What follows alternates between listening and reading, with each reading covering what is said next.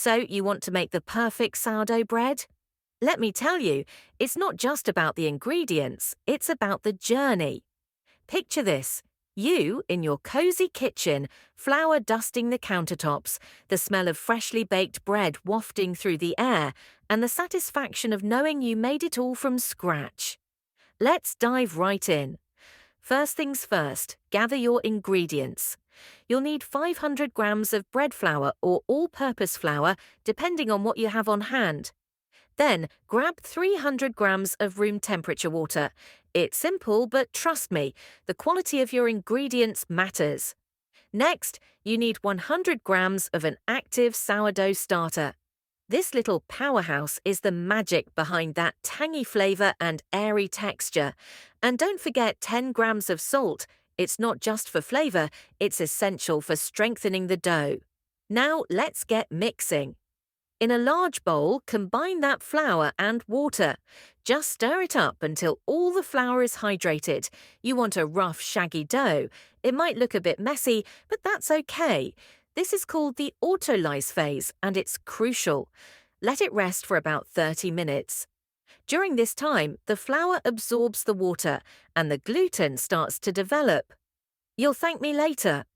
After that restful half hour, it's time to bring in the starter and the salt.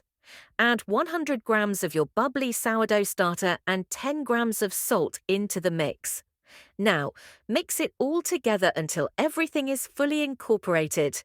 It might feel a bit sticky, but that's part of the charm of sourdough. Now comes the fun part, kneading. But hold on, we're not doing the traditional knead here.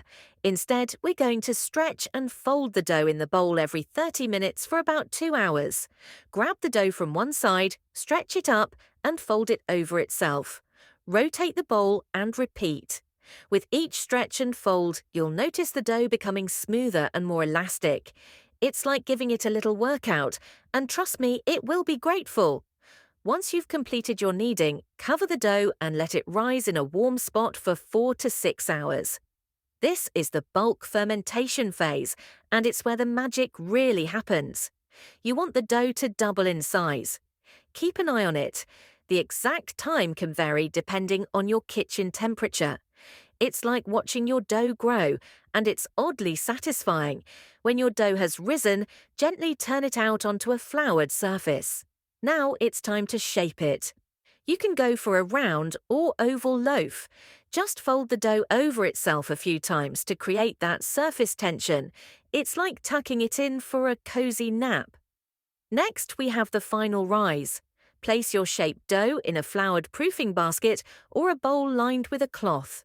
Cover it and let it rest for another 2 to 4 hours at room temperature, or if you're feeling adventurous, overnight in the fridge. This step is crucial for flavor development. Now, preheat your oven to a sizzling 250 degrees Celsius or 480 degrees Fahrenheit. And here's the secret weapon. Place a Dutch oven or heavy baking pot with a lid inside to heat up. This creates a steamy environment that's perfect for baking. When your dough is ready, carefully transfer it into that preheated pot. Here's where you can get creative. Score the top with a sharp knife to allow for expansion. Then cover it and bake for 20 minutes. After that, take off the lid and let it bake for another 20 to 25 minutes until you have that gorgeous golden brown crust. And the hardest part, waiting for it to cool. Let it rest on a wire rack for at least an hour before slicing. I know, it's tempting, but this step is crucial for that perfect texture inside. And there you have it, your perfect homemade sourdough bread. Enjoy that crisp crust and soft, tangy interior. You've earned it.